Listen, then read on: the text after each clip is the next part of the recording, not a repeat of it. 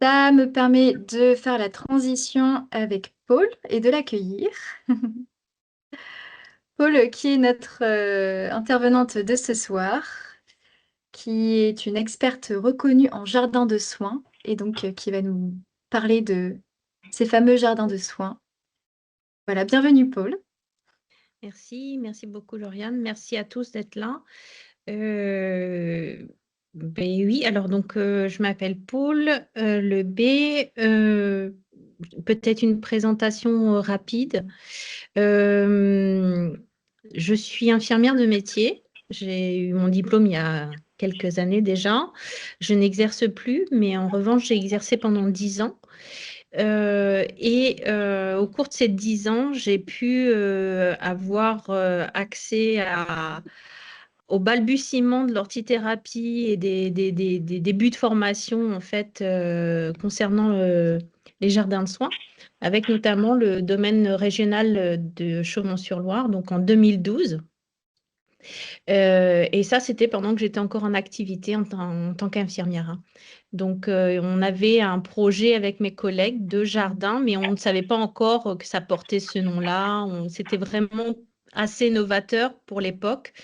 Et c'est au cours de cette première formation que j'ai fait au domaine de Chaumont-sur-Loire, donc en 2012, que j'ai rencontré Anne Ribes et son mari Jean-Paul, qui était considérée à l'époque déjà comme la pionnière en orthithérapie en France, notamment à l'hôpital Sainte-Anne à Paris.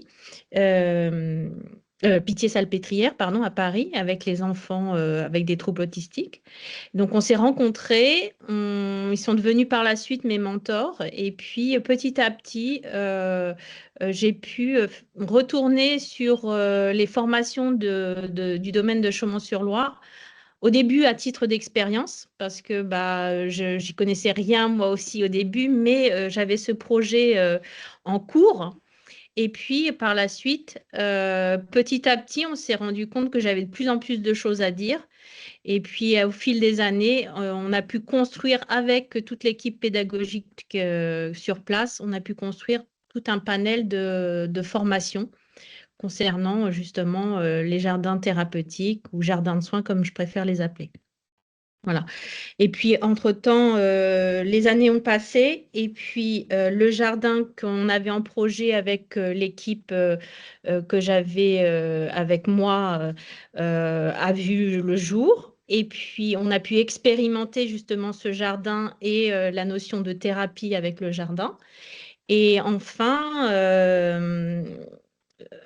j'ai emmagasiné beaucoup d'expériences et de connaissances, à la fois juste des connaissances empiriques parce qu'on était sur le terrain avec mes collègues, mais aussi grâce à tous les stagiaires que j'avais pu avoir en formation à l'époque, qui venaient et qui me faisaient part aussi de leurs expériences. Donc, on a pu échanger énormément et apprendre énormément mutuellement. Donc voilà, c'est ce qui a permis d'avoir cette connaissance-là. Tout ça, après, au bout de quelques années, je me suis dit, il va falloir pouvoir le diffuser. Et c'est comme ça qu'est venue l'idée de créer aussi bah, ce livre que j'ai fait aux éditions Terre Vivante, donc, qui s'appelle Créer un jardin de soins, du projet à la réalisation. Voilà. Alors, J'ai donc, plus du tout d'images, je sais plus, j'ai juste plein de petites images, je ne sais pas du tout si c'est normal. Voilà, tu es mise en évidence, donc ok, c'est bon. on te voit, Autre, on te voit bien. Il y a aussi autre chose, c'est qu'avec ces années-là, au cours de cette expérience-là, il y a une fédération qui a vu le jour. C'était quelque chose qu'on espérait depuis très longtemps parce qu'on était nombreux à avoir des projets un peu partout en France, puis on ne savait pas exactement où se retrouver, comment, voilà, parce qu'on avait besoin aussi, on se sent très vite seul dans des projets comme ça. Et puis, on avait ce désir-là de se retrouver. Et la fédération est née en 2019, si je ne dis pas de bêtises. Je suis membre fondatrice de cette fédération. Donc, c'est une fédération, ça s'appelle Fédération française Jardin, Nature et Santé. C'est une fédération qui regroupe des professionnels à la fois de la santé, mais aussi du paysage, parce qu'on ne voulait pas que ça soit trop fermé, au contraire, puisque là, on est bien à la rencontre des deux univers, à la fois le blanc, comme on dit, les blouses blanches, et puis les jardiniers. Donc, on voulait vraiment avoir cette mixité dans cette fédération. Voilà, donc c'est une fédération qui est quand même assez active, qui a un site internet avec aussi une bibliographie qui est assez conséquente que vous pouvez avoir en libre accès. Je pense qu'on mettra le lien pour tous les participants dans la boîte à conversation. Et on Ouais. pourra rappeler tous les liens de toute façon à la fin de la webconférence. Et donc, Paul, qu'est-ce qu'un jardin de soins? Parce qu'il y a jardin de soins, il y a jardin thérapeutique, on parle d'ortithérapie aussi. Tous Ouais. ces noms se mélangent un peu dans nos esprits. Est-ce que tu peux nous éclairer? Alors, jardin de soins, c'est assez personnel. Je préfère utiliser soins que thérapie, tout simplement parce que la thérapie, normalement, est liée au fait que ça soit, qu'il y ait la notion de thérapeute. Un thérapeute, c'est pas n'importe qui peut se dire thérapeute. C'est très codifié, légiféré. On peut pas être, tout le monde ne peut pas être thérapeute. En revanche, on peut aussi être vecteur de soins, et ça me parlait plus. D'autant plus que là, on parle d'un jardin de soins. Et donc là, le jardin était aussi source de soins. Donc, je préfère cette notion-là. Donc ça, c'est assez personnel. En France, vous allez avoir des personnes qui vont parler de jardin de santé, d'ortithérapie, mais ça, je vais l'éclaircir après. Jardin thérapeutique. Il y en a qui vont parler de jardin à visée thérapeutique. Voilà, les termes ne sont pas encore euh, voilà, chacun utilise en fonction aussi de ce qu'il perçoit là-dedans. Mais voilà, grosso modo, on se retrouve dans la pratique, en tout cas, on se retrouve sous toutes ces étiquettes-là. Alors, pour moi, le jardin de soins, comme je le définis, c'est d'abord un espace qui est dominé par les plantes. Ça paraît basique comme ça, mais lorsque vous allez installer des jardins dans des institutions hospitalières, malheureusement, ce qui ressort le plus, c'est pas forcément le végétal. Ça va être beaucoup de minéral, voilà, donc des terrassements, voilà. Donc, c'est pour ça que je tiens à rappeler, c'est un espace avec une prédominante, des plantes qui sont prédominantes. Ensuite, c'est un espace qui a été pensé et adapté à un public vulnérable précis. C'est-à-dire qu'il peut y avoir autant de jardins de soins qu'il y a de problématiques en santé. C'est-à-dire des problèmes à la fois d'ordre psychique, cognitif, des problèmes tout simplement mécaniques, hein, physiques, de la rééducation, peu importe. Mais tous les problèmes en santé pourrait tout à fait bénéficier d'un jardin adapté, un jardin de soins, d'accord? Donc, on est dans un espace avec des plantes qui sont prédominantes, un public vulnérable précis. Je reprends ma définition parce que tous les termes sont bien, ont un sens important. Et puis, avec la volonté de reconnecter l'homme au vivant. Parce que on a eu beaucoup, et encore aujourd'hui, mais un petit peu moins parce que je pense que ça commence à infuser. On a eu beaucoup de jardins qui nous ont été vendus comme dits thérapeutiques, où finalement on avait des agrès qui étaient posés comme ça à l'extérieur. Donc avec des barres parallèles, des chemins avec soit des cailloux, soit du bois, des choses comme ça. Et c'était un peu comme oui, comme des éléments qu'on venait rajouter sur l'extérieur ou des pédaliers, vous savez, où vous asseyez puis vous faites du pédalo ou des choses comme ça. Donc, et ça, on nous l'a vendu pendant pas mal de temps comme des jardins thérapeutiques. Donc, là, on se rend bien compte que déjà, on est beaucoup moins dans l'interaction avec le vivant lorsqu'on a ce genre d'éléments qu'un jardin déjà où les plantes sont prédominantes. Et là, on va commencer à travailler par la suite avec cette reconnexion de l'homme au vivant. Donc, comment ça va se passer? Ça va se passer en deux temps. C'est-à-dire que dans un jardin de soins, vous allez avoir à la fois le côté immersion. le fait d'être sur l'extérieur, d'être au contact du vivant et des plantes, ça a déjà un impact sur votre santé. Ça a été démontré déjà dans plusieurs recherches. Donc ça, il n'y a pas besoin de le prouver, mais on a bien vu tout l'engouement qu'il y a eu il y a quelques années aussi pour le Shinrin-yoku, donc les bains de forêt, les choses comme ça. Donc, le fait d'être en immersion, c'est première action du jardin de soins. Deuxième action, ça va être avec une action justement au jardin. Donc là, on va parler d'hortithérapie, c'est-à-dire qu'on va avoir vraiment une action sur le vivant. Et donc là, quand on entend hortithérapie, ça veut dire que ça va être avec un accompagnement d'un professionnel. Parce que pourquoi il y aura cet accompagnement avec un professionnel? Tout simplement parce que on rentre dans un cadre où il y a une problématique de santé. J'ai un problème en soins, de santé en général, j'ai un problème très précis.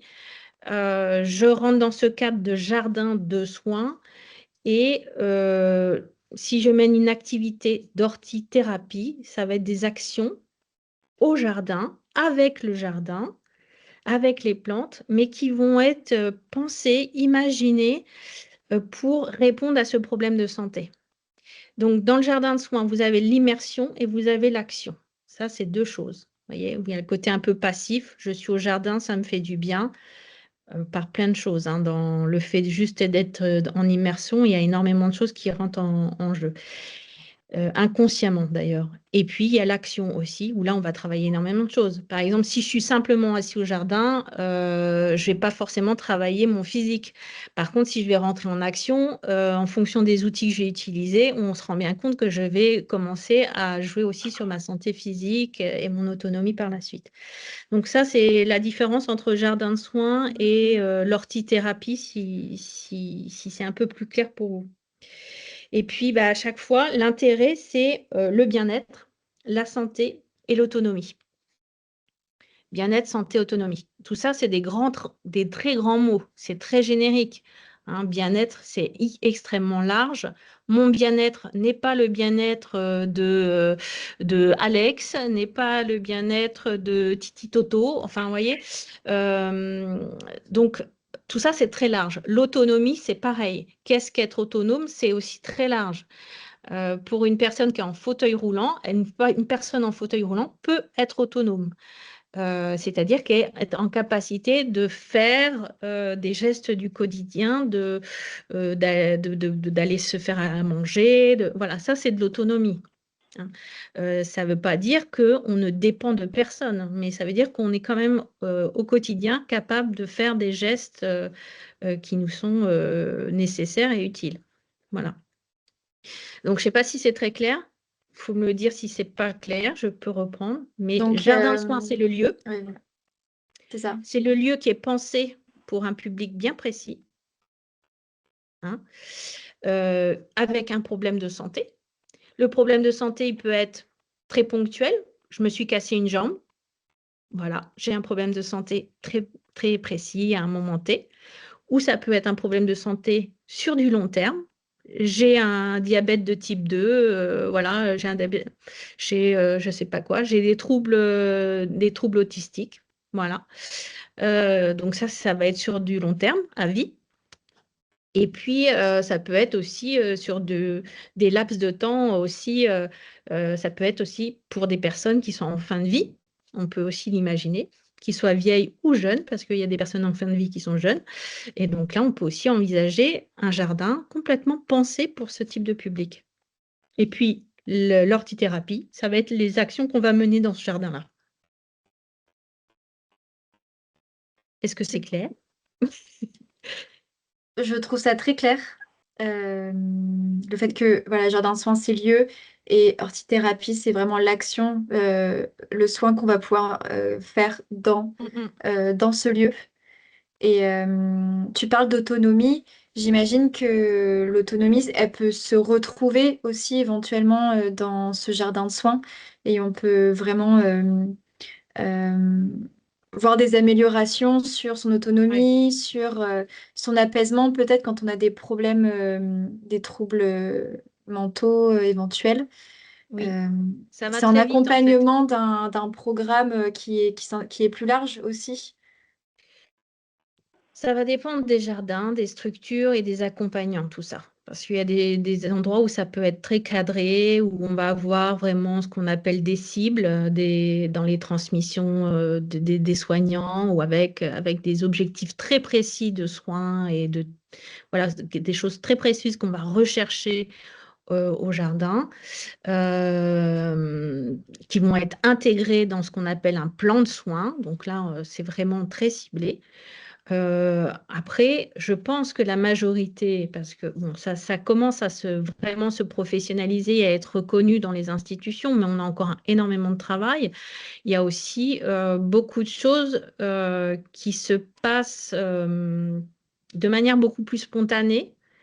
C'est-à-dire que quand un soignant ou un accompagnant va au jardin accompagner justement des personnes qui ont besoin de soins, ils connaissent cette personne, ses besoins et là où il faut travailler, entre guillemets, voilà, les points où il faudrait travailler.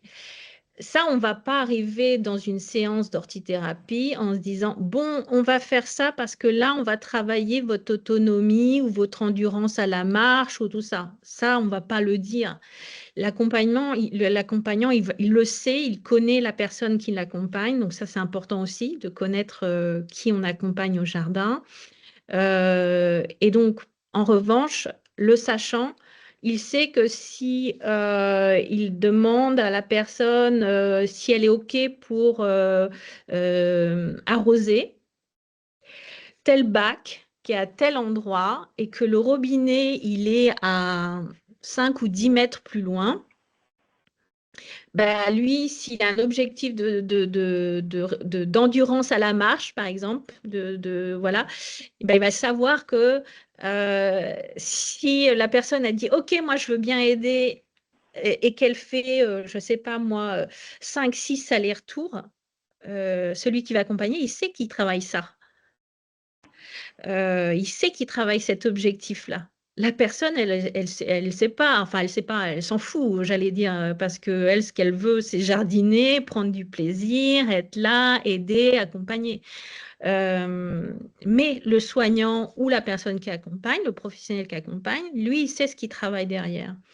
Et on pourrait tout à fait imaginer que cette personne qui accompagne et qui voudrait justement avoir des chiffres ou quelque chose à ramener aussi à la direction, parce que les directeurs sont aussi en attente de ça, ou les familles aussi, tout simplement, les proches.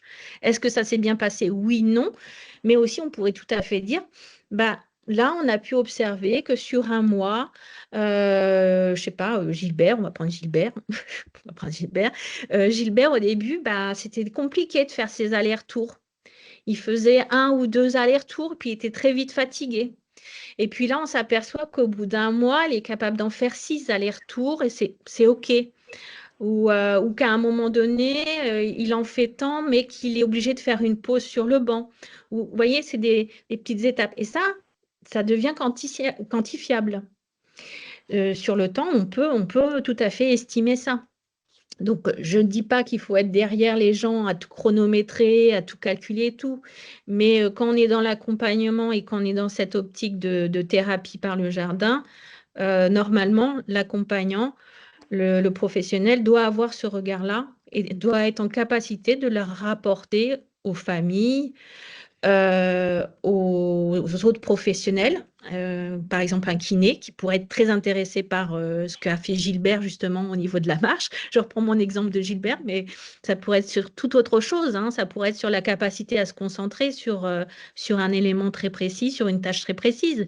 Un enfant qui a des difficultés, par exemple, à se concentrer, hein, les enfants hyperactifs ou avec des troubles de la concentration, on pourrait tout à fait imaginer ça. C'est-à-dire combien de temps il est resté captivé sur un semis de radis ou voilà, combien de temps il est réussi à rester focus.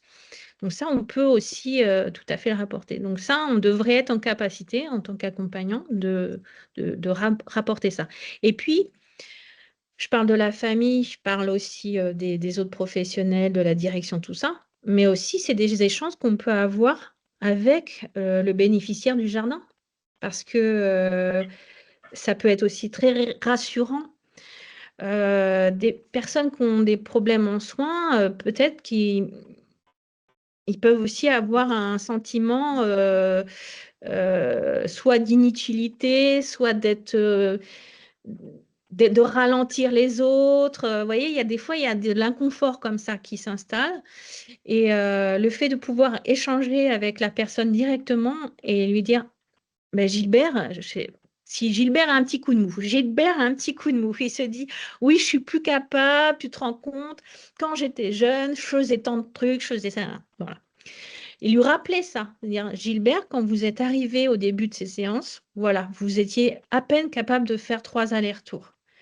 Aujourd'hui, on est à 1 mois plus tard, vous en faites 6. Vous voyez? Et là, il faut voir aussi l'impact que ça a pour cette personne-là au niveau de l'estime de soi.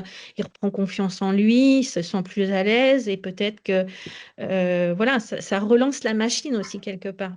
Et la motivation, c'est hyper important dans tout, dans toute notre vie, c'est hyper important. De se sentir à la fois soutenu, tout ça, c'est des éléments hyper importants. Alors, Paul, je me permets de t'interrompre. J'attendais que tu aies fini. On a pas mal de questions dans le chat. Allons-y. Euh, Alors, c'est parti. Une première question de vérification, je pense. Donc, à propos de, je pense, la différence entre hortithérapie et jardin de soins. Donc, vous faites de l'hortithérapie dans vos jardins de soins. Voilà, c'était une question. Oui. Alors oui, on fait de l'ortithérapie dans les jardins de soins ou pas, puisqu'un jardin de soins, il est de soins le simple fait d'exister déjà. D'exister et tout ce que peut apporter la nature d'une manière générale sur la santé des humains. Donc, le fait d'être présent dans un milieu végétalisé, le mieux, c'est un milieu naturel, ça serait bien, mais dans les villes et autres, souvent, c'est quelque chose qui est quand même maîtrisé. Donc, on peut aussi ne rien faire. Le fait d'être au jardin a déjà un impact sur votre santé. Il y a une pyramide qui existe, qui montre l'impact que ça a, mais aussi à quelle fréquence on devrait être exposé à la nature. C'est-à-dire, déjà, tous les jours, on devrait être exposé à la nature, hein, mais plusieurs minutes par jour, on devrait être exposé à la nature. Et dans cette pyramide, ça explique aussi à quelle fréquence par jour, mais aussi à la distance, c'est-à-dire très proche de moi. Est-ce qu'il faut que je prenne ma voiture? Est-ce que c'est dans un parc? À quelle fréquence je dois être exposée à des espaces vraiment naturels? Donc, bains de forêt, des choses comme ça.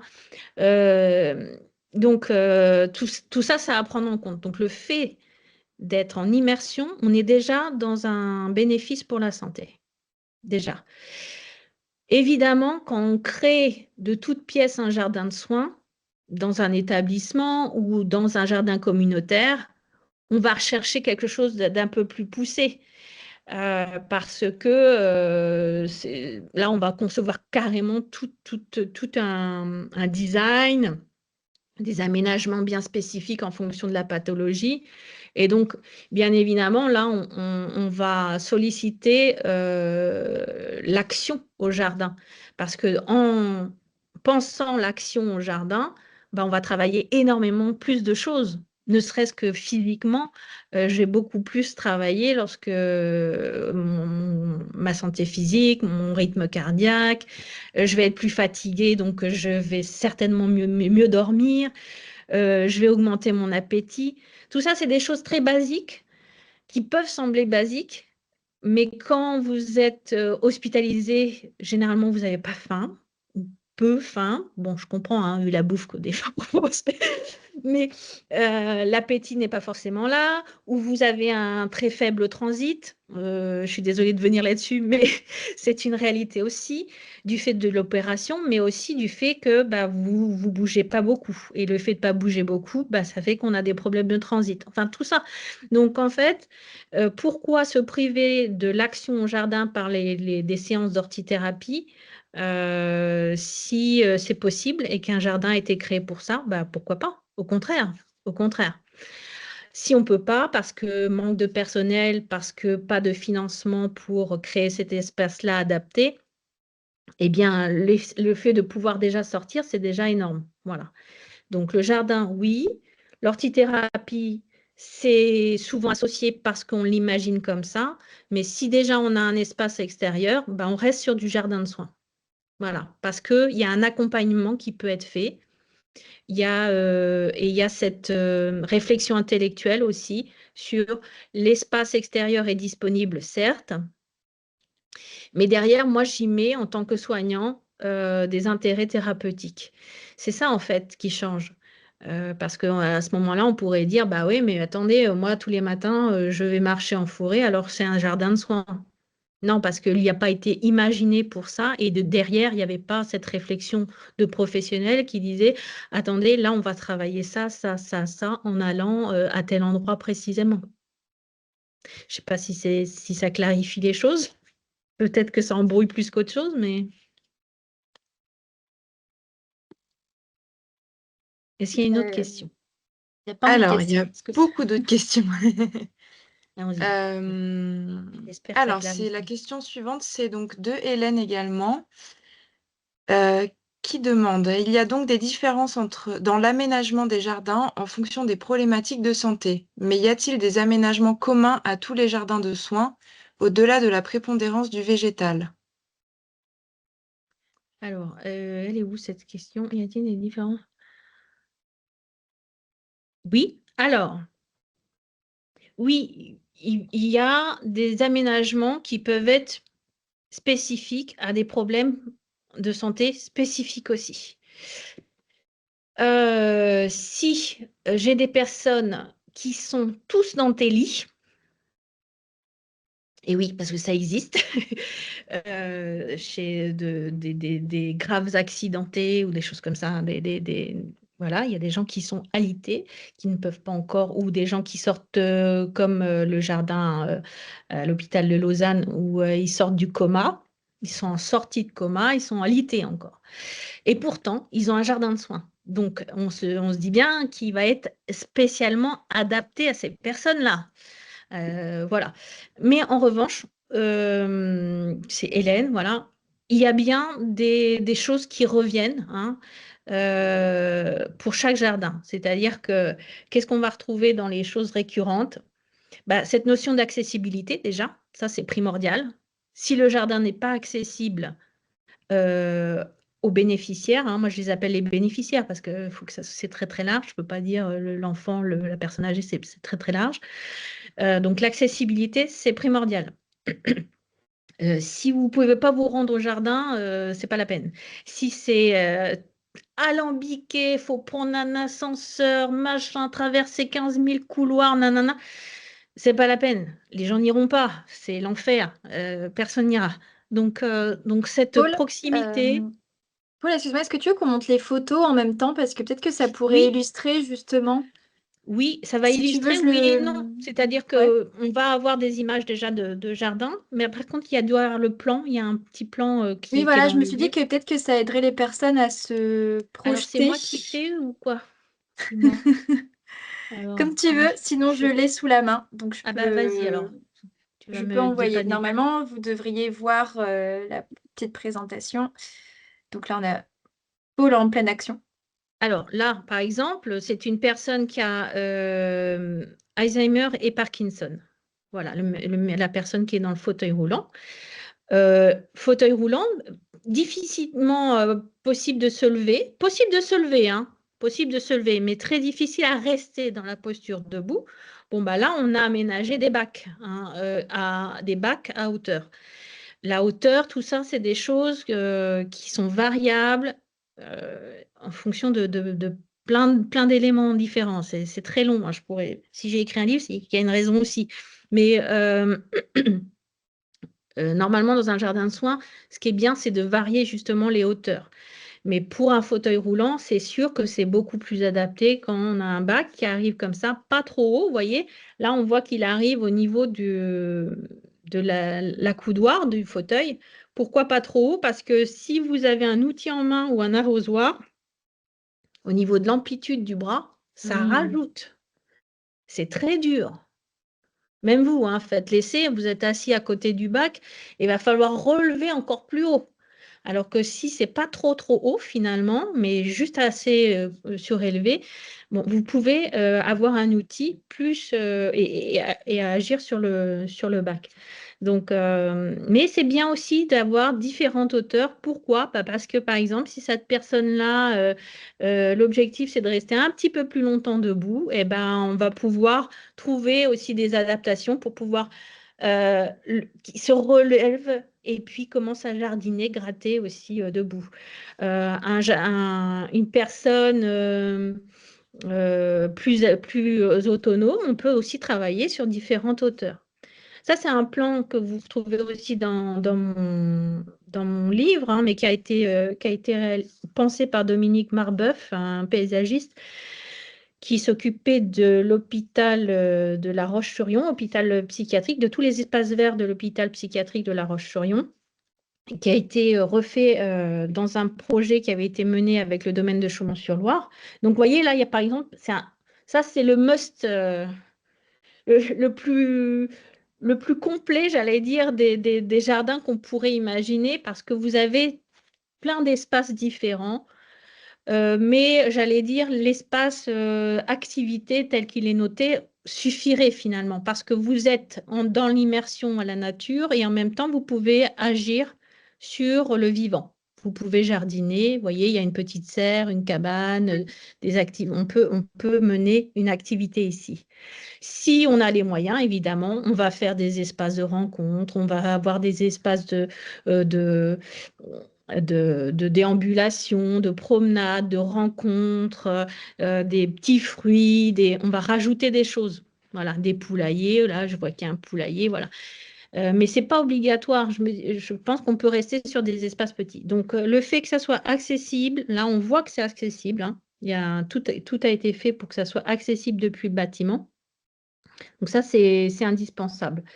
Je reparle aussi de la nécessité d'avoir de l'eau au jardin, parce que sinon c'est trop complexe aussi à penser. Qu'est-ce qu'on retrouve d'autre? Cette opulence de végétaux, ça c'est aussi un élément à retrouver. Il faut que la personne se sente en sécurité. Donc ça, c'est des éléments aussi qu'on tend à rechercher lorsqu'on aménage des jardins. Par exemple, là, il y a il y a quelque chose qui ne va pas dans cette image. Le tuyau d'arrosage, pour moi, c'est une mise en insécurité. Alors après, ça dépend des publics. Bon, là, je connais un peu le public, mais ce tuyau, il devrait être rangé ailleurs, parce que c'est une mise en insécurité qui n'est pas nécessaire. On peut tout à fait le mettre ailleurs. Voilà, ça doit être accueillant. Enfin, bon, tout ce qui fait qu'un jardin nous est agréable finalement, hein. On va revoir les assises. Là, par exemple, je vois les assises. Tout ça, ça fait partie des éléments on va imaginer aussi pour ce jardin. Est-ce qu'il y a besoin d'assises spécifiques pour les personnes?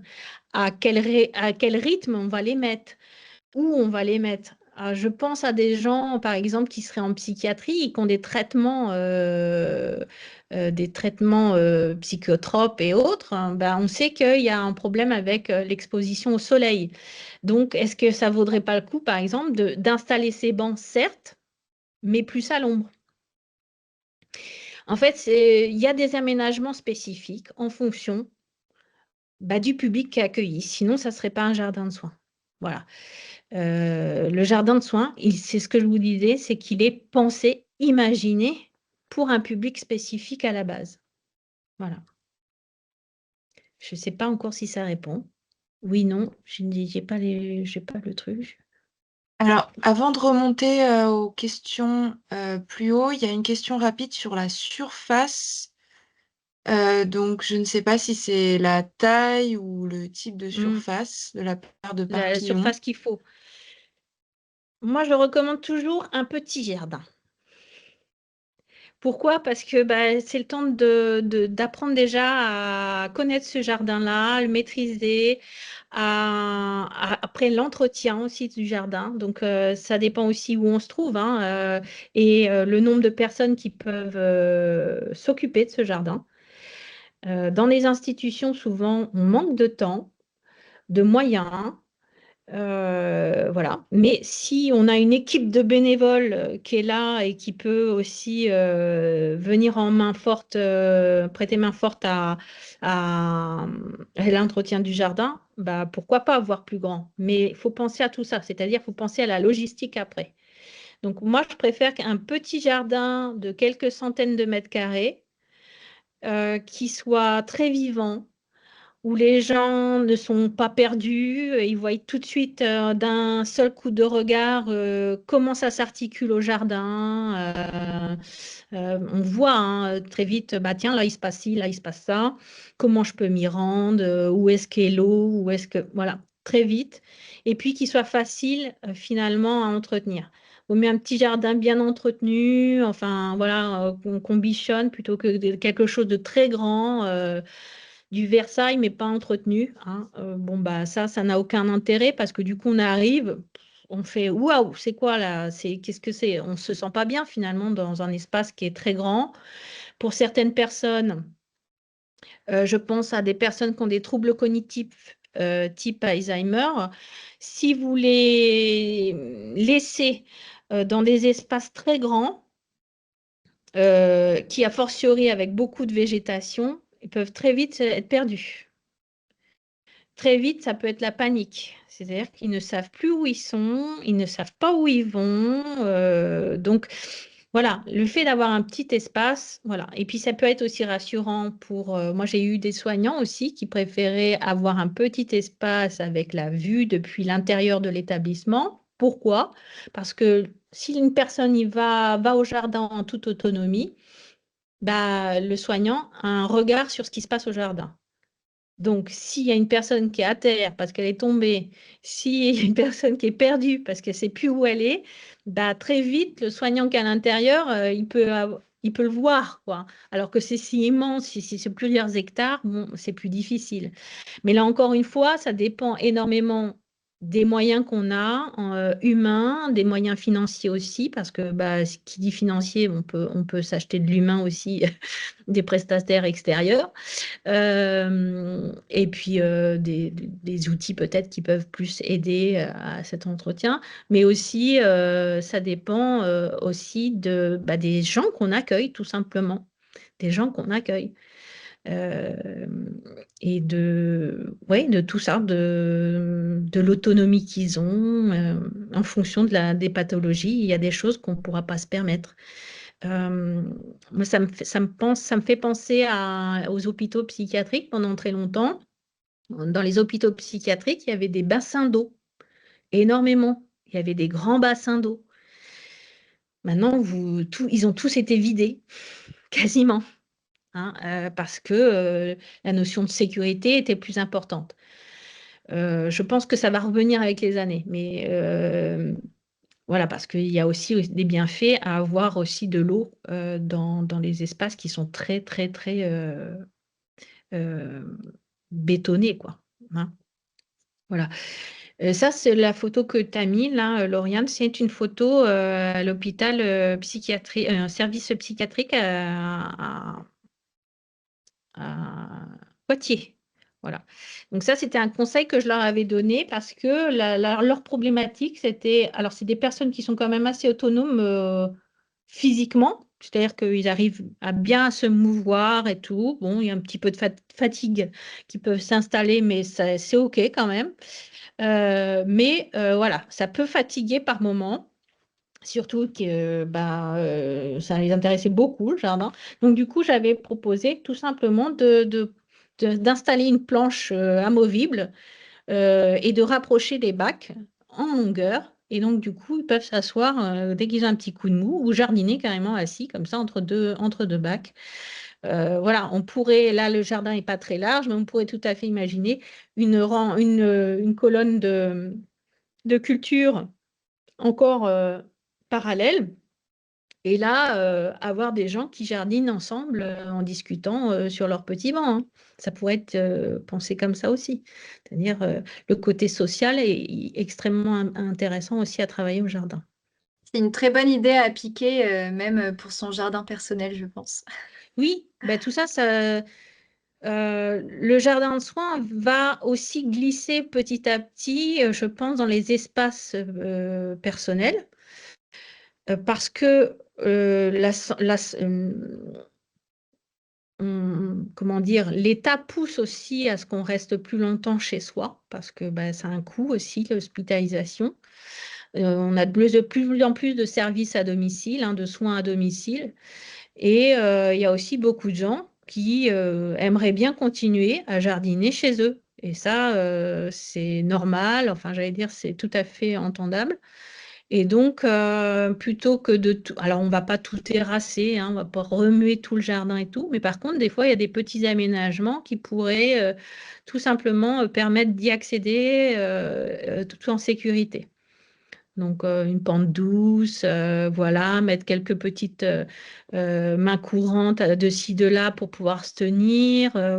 C'est des petits éléments comme ça qu'on pourrait rajouter et donc continuer à jardiner. Puis réduire la ramure aussi, hein, la voilure. Réduire la voilure, hein, parce que on a aussi des personnes âgées qui avaient l'habitude de produire énormément de légumes, des champs entiers de patates. Moi, j'ai connu ça quand j'étais jeune, hein, des champs de patates avec mon arrière-grand-père. Bon, en vieillissant, on va diminuer un peu tout ça. Et puis, on va se rapprocher de la maison au maximum pour pouvoir y avoir accès malgré tout, puis continuer sa petite activité régulièrement. Ça, je pense qu'on va pouvoir en reparler peut-être un petit peu plus tard de ce qu'on peut faire chez soi, comment se créer un jardin de soins chez soi ou éventuellement, peut-être j'ai vu une question sur accueillir du public chez soi. Héloïse, si tu veux reprendre le fil des questions pour qu'on reste sur les jardins de soins en milieu hospitalier ou clinique. Euh, oui, alors, il y avait quand même une question, on va dire, sur la localisation, donc plutôt sur un critère spatial. C'était est-ce que les jardins de soins peuvent être dans des écoles et des RPA? Après, il y aura pas mal de questions sur les intervenants, le type d'intervenants. Donc voilà, mais déjà sur est-ce que c'est possible d'en avoir dans des écoles et des RPA? Alors, RPA, je ne sais pas ce que c'est.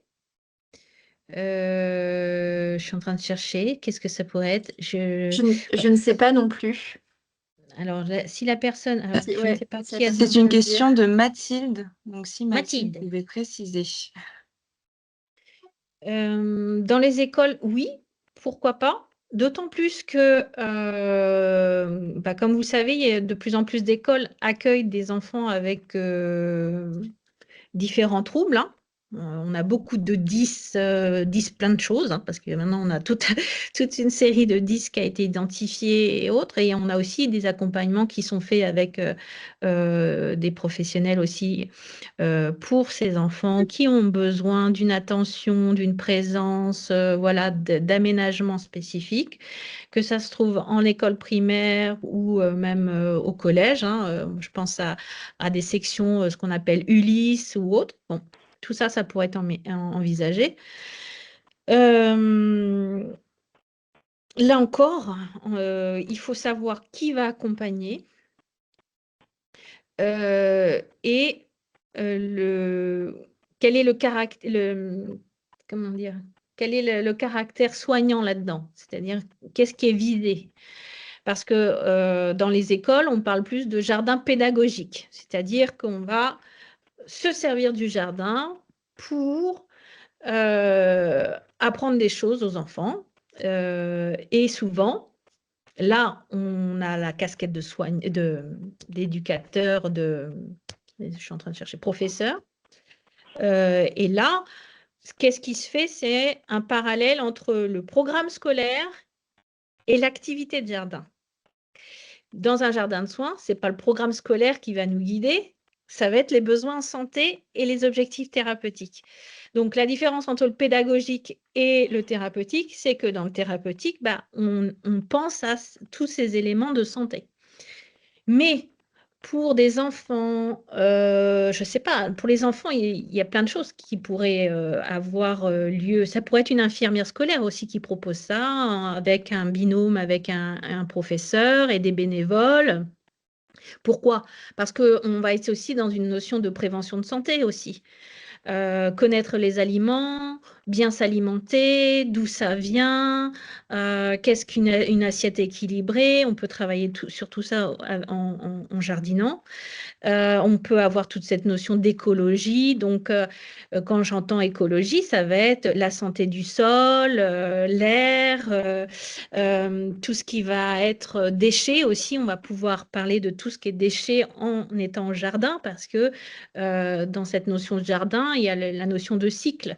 Comment je vais, qu'est-ce que je vais faire de mes tailles, qu'est-ce que je vais faire de mon désherbage, comment ça va venir renourrir la terre par la suite. Donc, c'est bien, on est bien dans cette notion de recyclage, de déchets, tout ça. Il y a plein de choses qui pourraient être envisagées.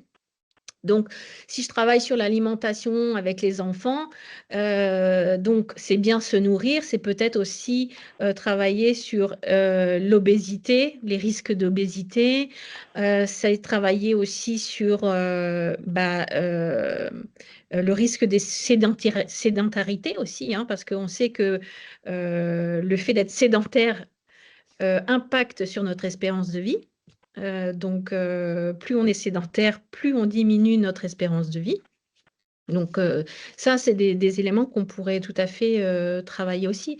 Mais là, encore une fois, faut voir avec les enseignants, est-ce qu'on est dans un caractère seulement éducatif, donc c'est un jardin pédagogique, ou est-ce qu'il y a des notions de thérapie? Un enfant qui a des troubles de l'attention, ou plusieurs enfants qui ont des troubles de l'attention, ça serait bien qu'on mette en place un jardin avec eux et des activités parce que justement, on veut travailler là-dessus. On veut travailler sur l'attention, on veut travailler, je sais pas, sur des choses très pointues. Voilà. Et là, on rentre dans le cadre d'un jardin de soins. Et donc, c'est comment on va amener ça, quelles activités seraient le plus propices justement à ces objectifs thérapeutiques. Vous voyez, je ne sais pas si c'est très clair, mais voilà. Donc, dans une école, c'est possible. Mais il faut qu'il y ait cette notion de soin, sinon on est dans du pédagogique purement. Mais sachant que dans la pédagogie, l'éducation, ça fait aussi des meilleurs humains. Et du coup, ça fait qu'on est dans une prévention à la santé. On a Mathilde qui remercie et qui précise donc que RPA, c'est résidence pour personnes âgées autonomes. Et pour les enfants, Oui. elle pensait surtout aux enfants des classes Ulysse. Je ne sais pas ce que c'est. Voilà. C'est Du coup, ce que je disais avec le collège. Oui, donc tout ça, ça peut être tout à fait envisageable. Personnes âgées autonomes, c'est ça, c'est personnes âgées autonomes, je ne sais plus ce qu'elle m'a dit. Bref, c'est tout à fait envisageable. Je regardais tout à l'heure les chiffres de l'OMS pour les activités, là justement, le nombre d'heures d'activités qui avaient été recommandées par l'OMS. Pour les personnes âgées, ils parlent de 150 à 300 minutes d'activité modérée par semaine. Donc, ça fait 2h30 à 5 heures d'activité modérée par semaine. Pour avoir travaillé en maison de retraite, je peux vous dire que des fois, on en est très, très loin. Donc, le fait d'avoir un jardin et d'être attiré par ce jardin et ne serait-ce que d'y aller, déjà, on commence à être dans l'activité. C'est-à-dire que là, on va déjà se mettre en action pour aller jusqu'au jardin. Et souvent, ça titille. Quand on est une personne âgée, Quand une personne âgée, même les plus récalcitrants, moi j'ai eu des personnes comme ça qui ne voulaient absolument pas jardiner, que c'était hors de question, qui n'avaient jamais mis les mains dans la terre et que c'était pas question de jardiner parce que ce n'était pas de son niveau. Très vite est venu au jardin commenter ce qui se passait au jardin. Et puis petit à petit, nous faire la démonstration que non, c'était pas comme ça qu'il fallait faire, c'était comme si, enfin voilà. Et puis après, il faut se dire aussi que lorsqu'on mène des activités comme ça ou au jardin, on vient tous y chercher quelque chose. Euh, et on vient tous apporter quelque chose finalement de différent. Il y en a, ça va être plus intellectuel, ça va être sur la connaissance du vivant, de la plante, son intérêt médical, son usage autrefois. Voilà. Moi, j'avais une personne qui venait et elle, c'était tout ce qui était artistique qui l'intéressait. C'était une ancienne artiste peintre. Ce qui l'intéressait, c'était la couleur, la forme de certains végétaux, la lumière qui se reflétait sur des feuillages, l'eau qui stagne ou pas sur des feuillages. Voilà. Donc, elle y trouvait son intérêt aussi. Ce n'était pas forcément de jardiner, elle participait à l'activité, voilà, parce qu'il y avait un côté aussi fun, amusant, on se retrouve au jardin, parce que ça, c'est aussi hyper important d'avoir cette notion de plaisir. Mais il y avait ce côté-là, ce côté sensible aussi à la beauté du vivant. Donc, elle se retrouvée là-dedans. J'avais d'autres personnes aussi qui ne se retrouvaient pas dans ce côté artistique, mais par contre qui étaient là pour du vivrier. C'est-à-dire qu'il faut absolument produire quelque chose. Il faut produire des haricots verts, il faut produire, voilà. Donc, chacun cherche quelque chose dans les bénéficiaires, il cherche quelque chose en allant au jardin, apporte quelque chose. Parce que ça, avec l'échange, forcément, bah, celle qui est sensible aux couleurs va le partager à celui qui est peut-être plus dans l'action, dans le physique, dans le rendement. Donc, il va y avoir cette interaction entre les deux. Ça, c'est hyper intéressant aussi. Et puis, il faut bien se dire que l'âge avançant, on peut se sentir de plus en plus isolé. Donc, ces interactions-là sont aussi bénéfiques pour la santé. Alors, je dis l'âge avançant, mais ça pourrait être aussi le fait tout simplement d'être hospitalisé. On peut se sentir seul. Voilà. Et donc, les interactions sociales sont hyper importantes pour récupérer. On récupère mieux quand on se sent entouré, quand on sent qu'on a des interactions avec les autres. Donc voilà, tout ça, c'est hyper important. La santé mentale, c'est important.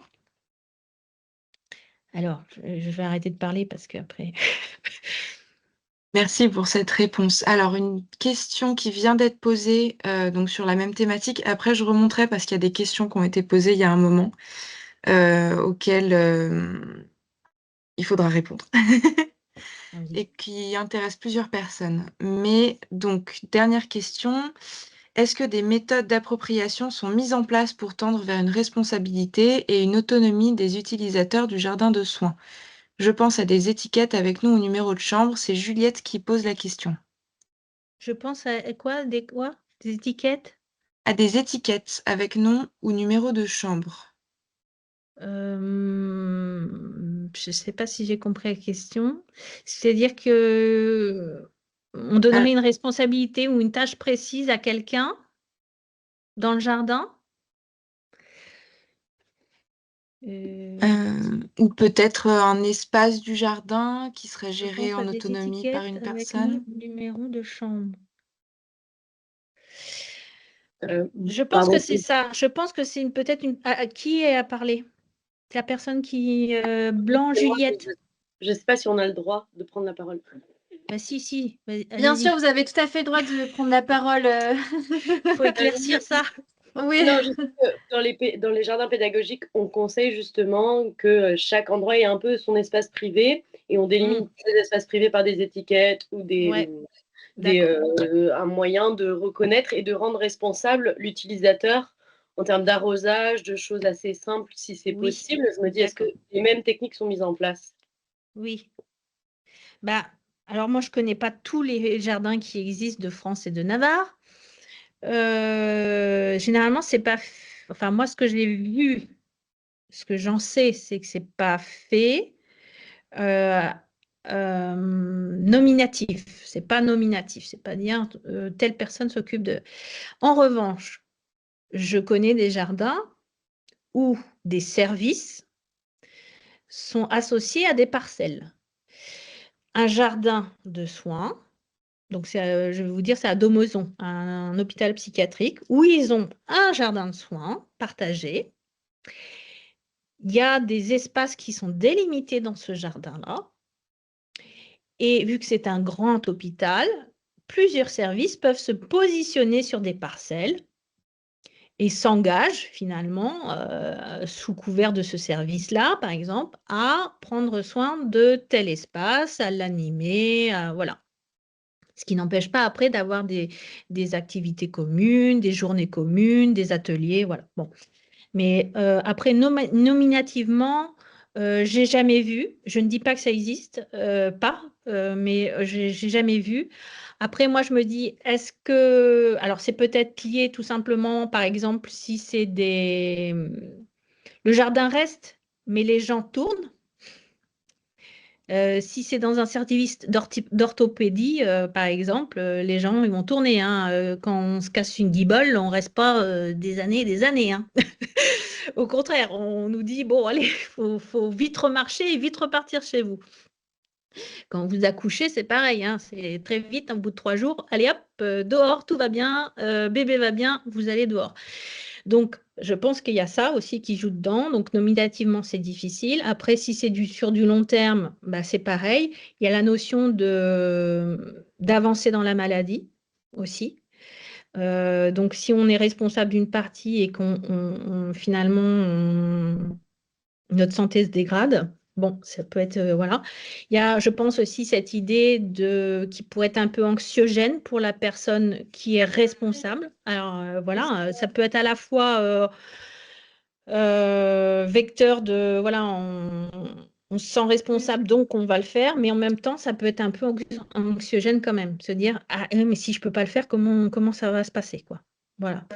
Donc, je pense que tout ça fait que c'est pour ça que j'ai peut-être pas rencontré des jardins qui fonctionnaient comme ça. Je ne sais pas, Juliette, si ça répond à votre demande, mais voilà, c'est ma réponse. D'accord, il y a aussi Alors, je pense qu'il y a un micro qui est pas éteint. Il y avait un micro pas éteint, ouais. Juliette, est-ce que c'est bon? remercie. Ah, Ok, merci. merci beaucoup. Alors, je remonte un peu dans les questions. Il y avait une question qui avait l'air d'intéresser plusieurs personnes. Y a-t-il un agrément à demander pour accueillir quelqu'un dans son jardin avec objectif de soins ciblés ou comment mettre en place un tel projet? Ce qui peut rejoindre aussi la question de faut-il être un professionnel de santé pour être animateur, je crois. Oui, c'est ça. Alors, il y a plusieurs questions dedans. Hein. Alors, pour accueillir du public chez soi, je ne connais pas la réglementation.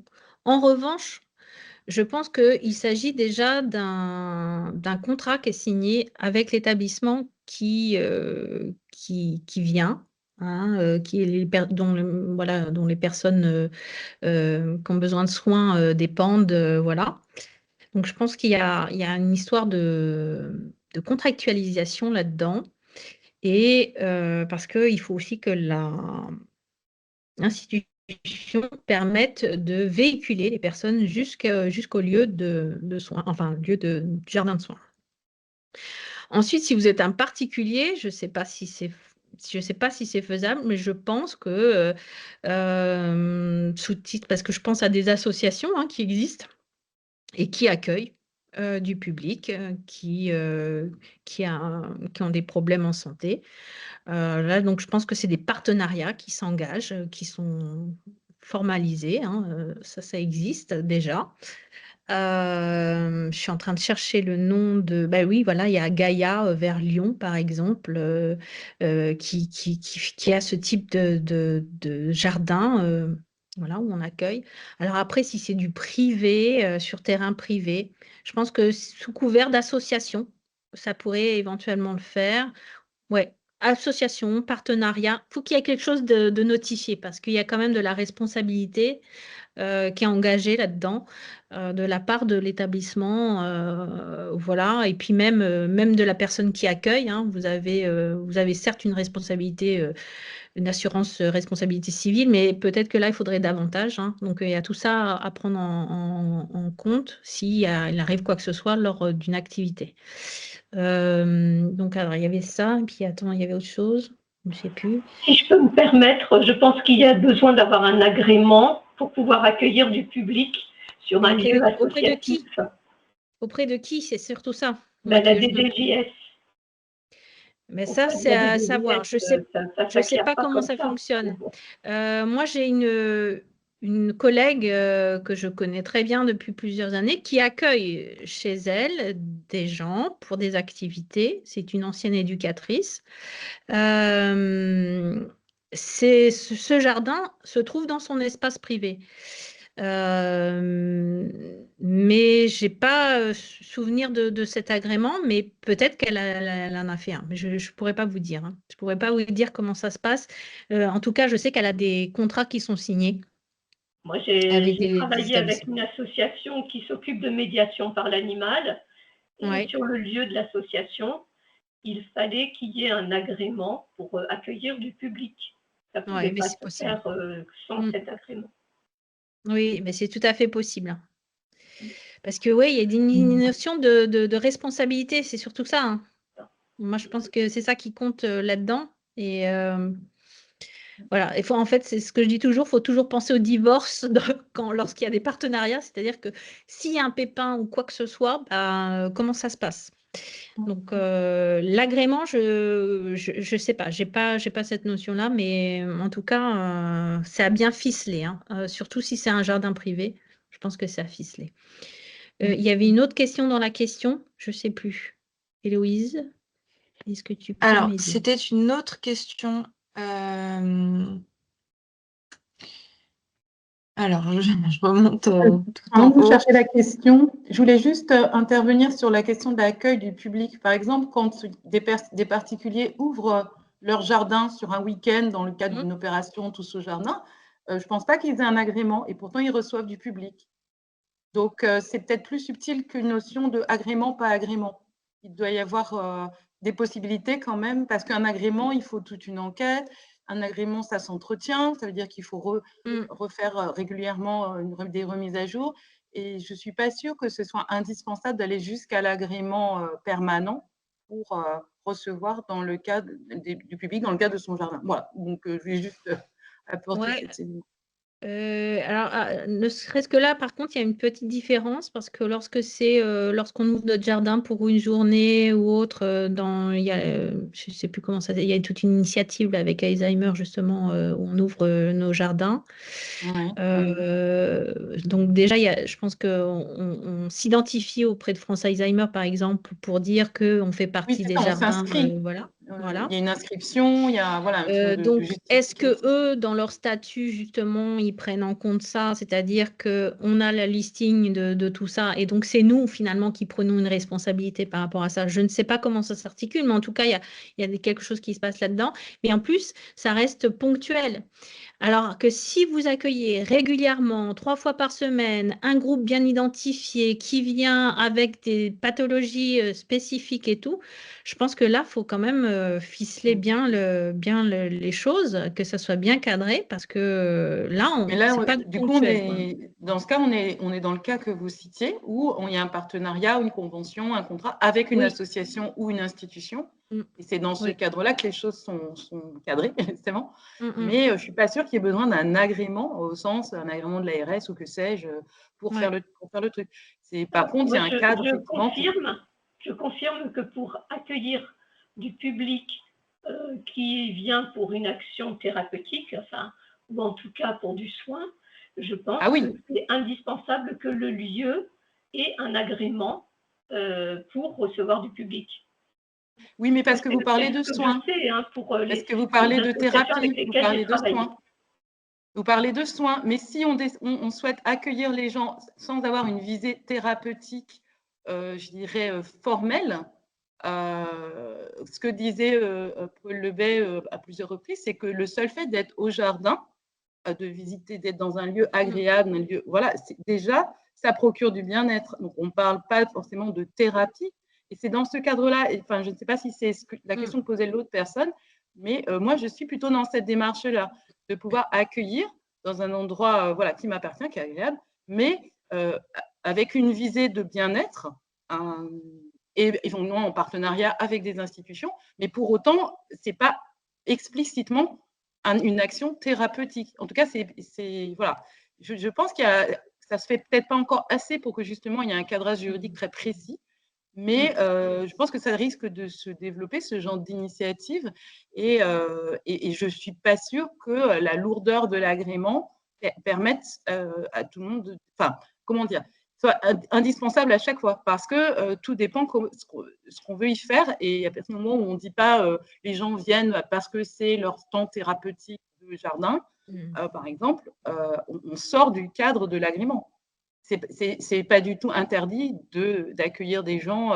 Il y a des gens qui ont des jardins privés magnifiques, par exemple, qui peuvent accueillir régulièrement. Pour autant, ils ne sont pas dans une démarche de thérapeute, donc ils n'ont pas besoin d'avoir un agrément.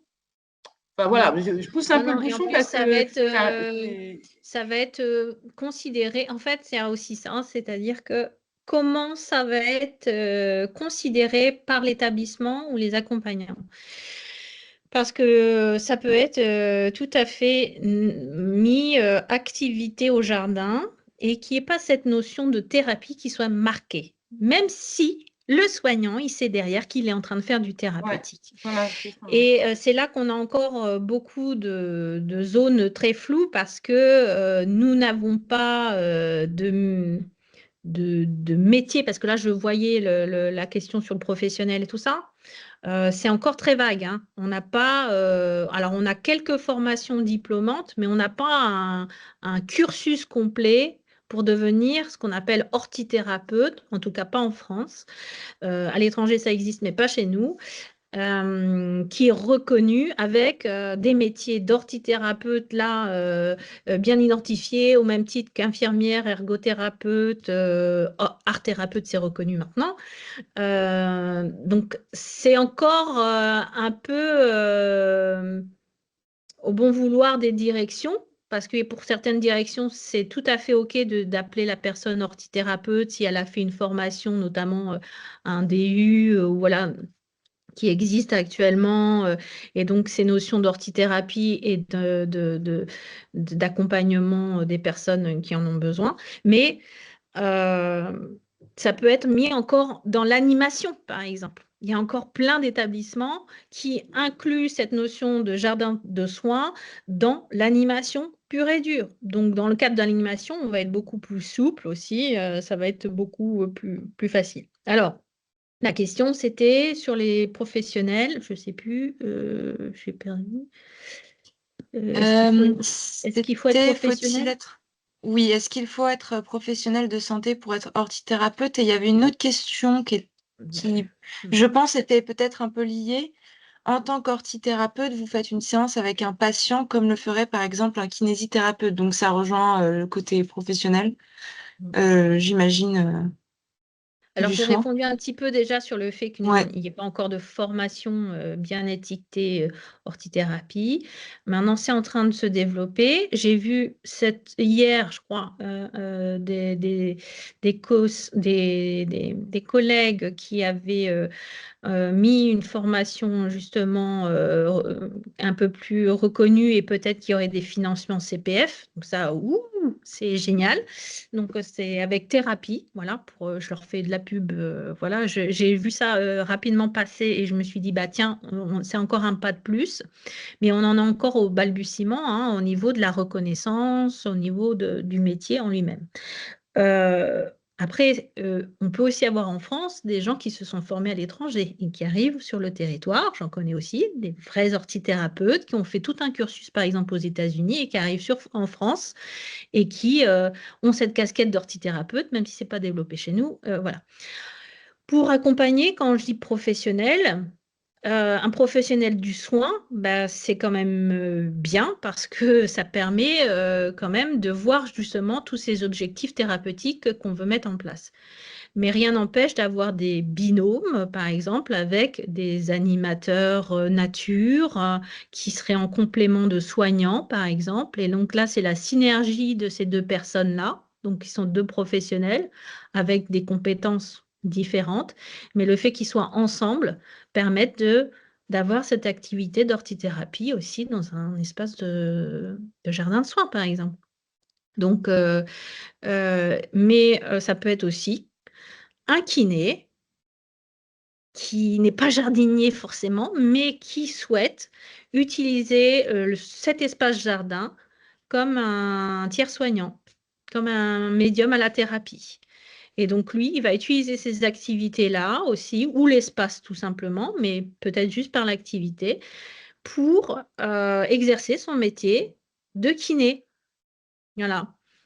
Ça peut être une psychologue qui décide d'utiliser ce jardin, cet espace, ces activités pour pratiquer son activité de psychologue.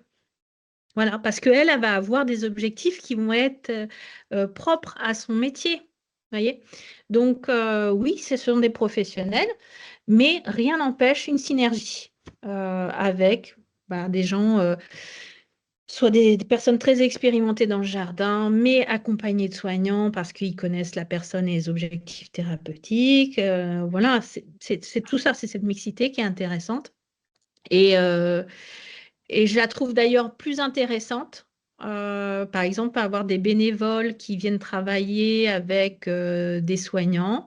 J'aime bien qu'il y ait cette synergie-là. Pourquoi? Parce que des fois, on peut aussi avoir des travers en tant que soignant, de surprotéger la personne, de faire à la place d'eux, plutôt que de laisser faire.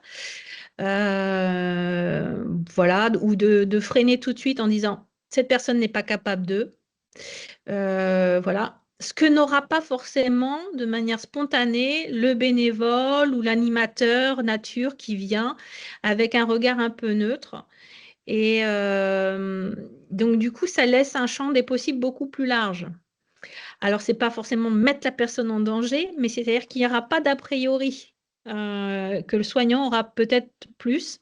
Voilà, donc c'est ça qui est intéressant aussi. Et puis, si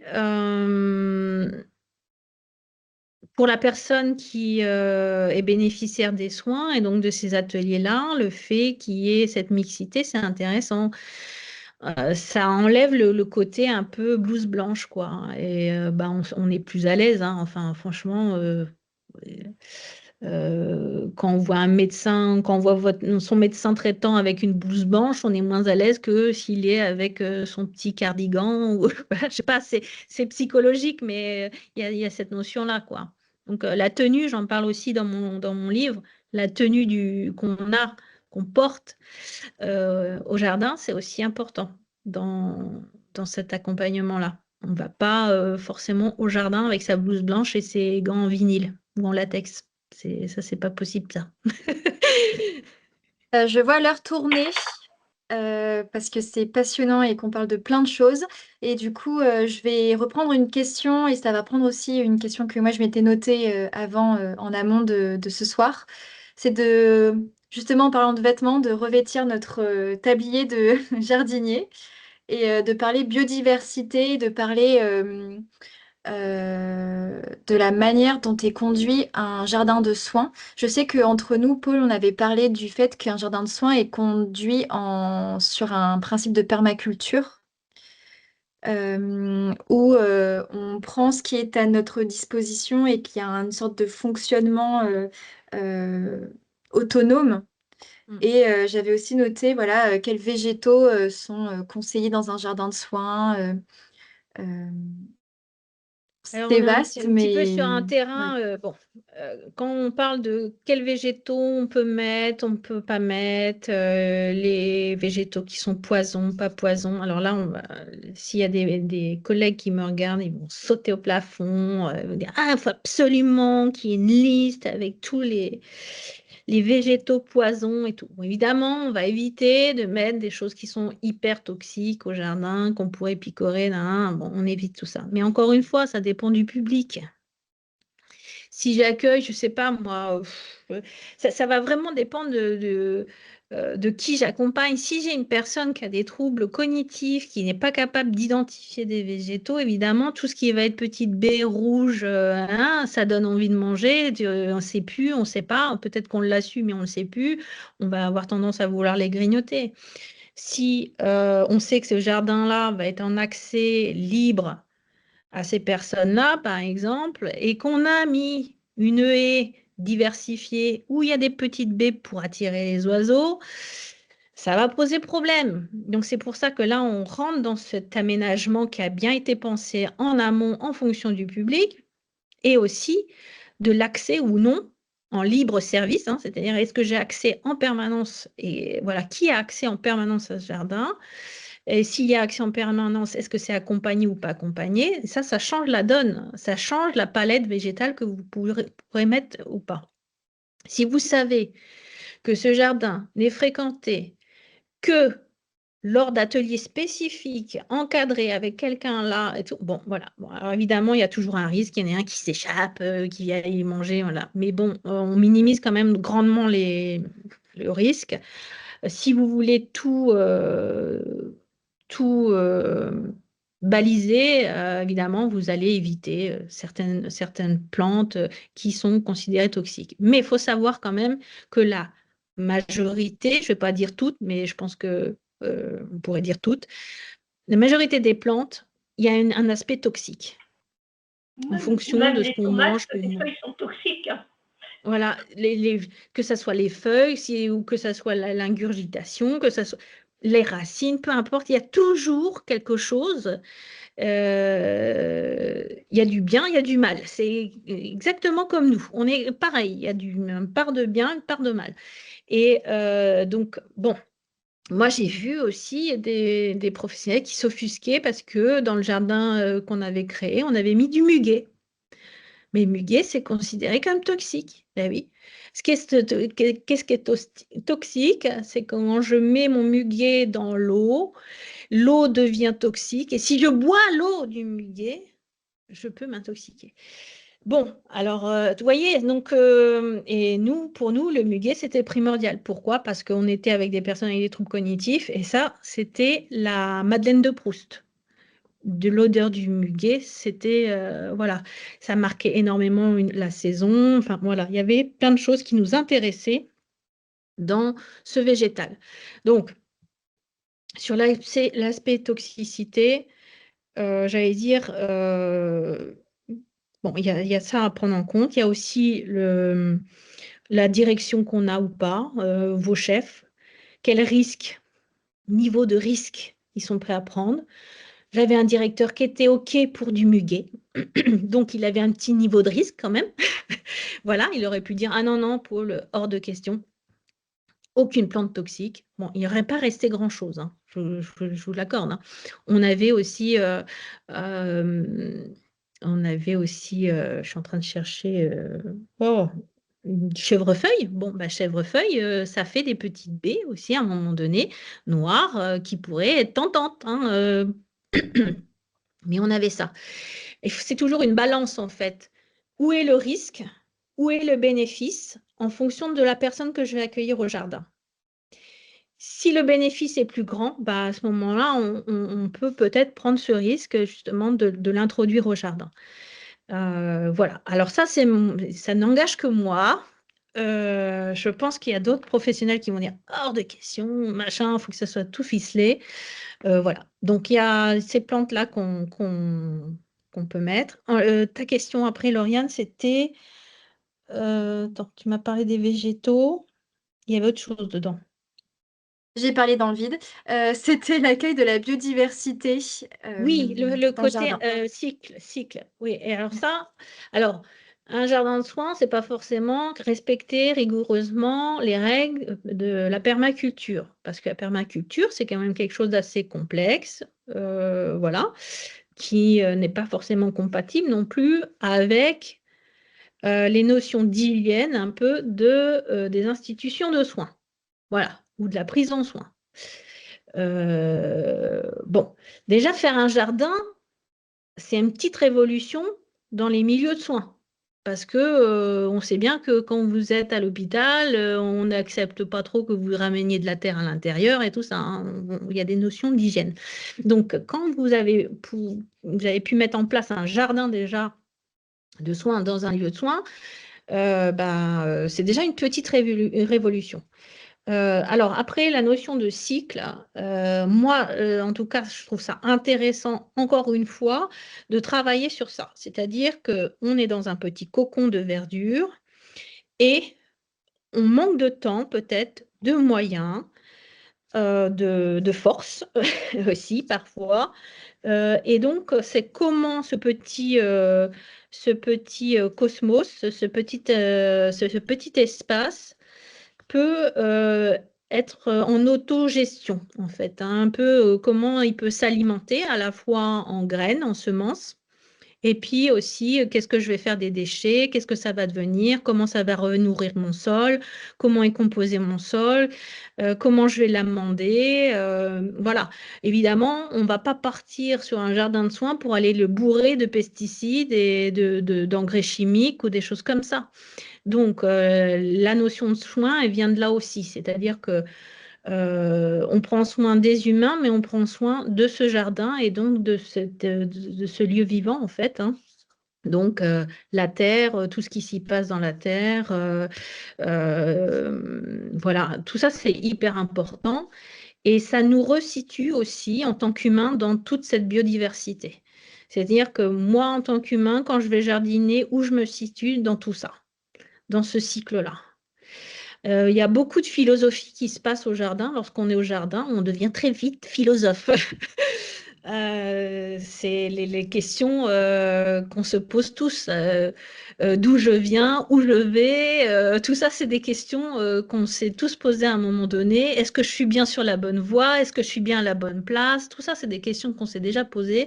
Et c'est des questions qui ressurgissent très souvent aussi lorsqu'on est au jardin et qu'on jardine et qu'on a cette observation fine du vivant et de comment on l'utilise. Alors, sur les choix des végétaux, ça peut aussi avoir un impact. Là, je suis en train de repenser cette histoire de permaculture, c'est-à-dire, si je mets, par exemple, alors je reprends toujours mes noisetiers en exemple, mais plutôt que de mettre une haie de troène, par exemple, ou un troène, j'ai rien contre les troènes, hein, mais je préférais mettre un noisetier. Pourquoi? Parce que j'aurais de la noisette, déjà, ou pas, enfin, ça dépend de la variété, mais noisette, on vise la noisette. J'aurai aussi les chatons, hein, avec les chatons pour en faire des infusions aussi. J'aurai le bois. Hein, donc, je peux en faire des tuteurs, des treillages, voilà, des petits marqueurs pour faire mes lignes au jardin. Voilà, je peux vite les bouturer. Parce que souvent le tuteur se transforme en bouture involontaire. Donc, ça veut dire que si j'ai de la multiplication qui se fait, ça veut dire que je peux le partager. Et donc là, on rentre, on va exporter le jardin ailleurs. Donc, soit on va le repartager dans des services, soit on va faire des portes ouvertes où on va revendre des pieds de noisetier. Vous voyez? Donc, c'est tout ça. C'est-à-dire, si je choisis une plante, en fait, qu'est-ce que ça va apporter à la personne? Mais c'est aussi comment dire, tout ce qu'elle va pouvoir apporter, tout le panel de ce qu'elle va pouvoir apporter. Si je choisis un rosier, je vais essayer de choisir un rosier qui m'apporte plein de choses. L'odeur, la vue, peut-être que ça va être un remontant, donc je vais en profiter plus.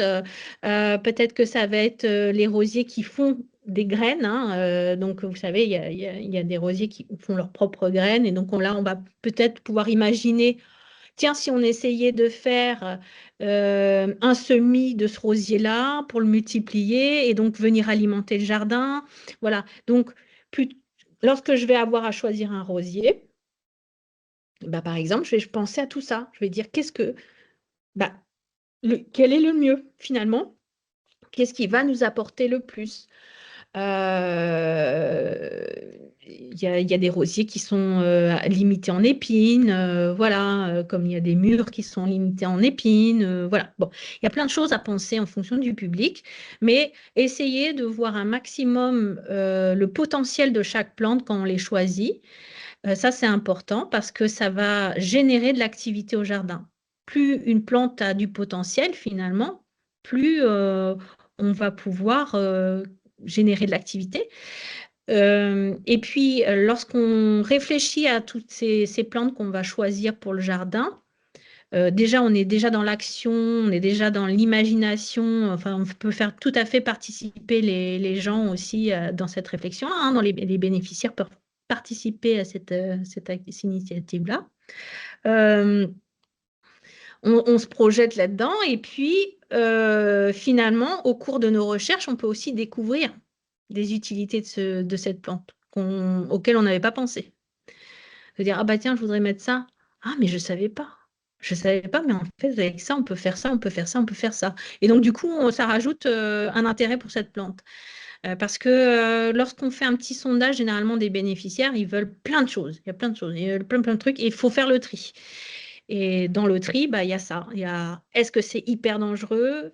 Est-ce que ça va durer longtemps? Est-ce que je vais pouvoir en faire plein d'ateliers ou pas? Est-ce que je ne vais pas pouvoir en faire plein d'ateliers, mais c'est très important parce que, par exemple, ça va être un marqueur très fort d'une saison. Et c'est intéressant pour le public qu'on va accueillir d'avoir ce repère temps.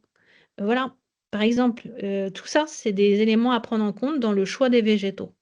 Et la toxicité, c'est important d'en prendre compte, de le prendre en considération, mais il y a énormément d'autres éléments qui doivent guider le choix, en fait.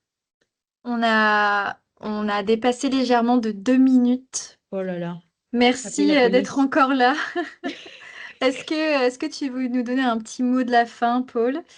C'était hyper complet. J'ai vu plein de commentaires. Merci à vous tous d'avoir participé en tout cas. Et voilà, tout le monde te remercie. C'était très inspirant, Oui, très merci complet. à vous. J'espère que j'ai pas été trop brouillon parce qu'il y a énormément de choses à dire. Vous avez bien vu que c'était du cas, c'est un peu du cas par cas en fait. Chaque jardin est unique, comme il y a autant de personnalités, hein. Donc voilà, j'espère que ça a été assez clair, que vous en savez un peu plus. Évidemment, on pourrait en parler des heures, enfin surtout moi, je peux en parler des heures, mais bon, on ne va pas le faire, hein. Et si toutefois il y a d'autres questions qui émergeaient, je reste disponible, moi, sur Plus de Verre Laisse Béton, hein, mon site internet où il y a une boîte J'allais le mail, c'est moi. partager, ouais. Voilà, ce Je vais n'est pas mettre le une lien dans les multinationale. commentaires. C'est pas une multinationale.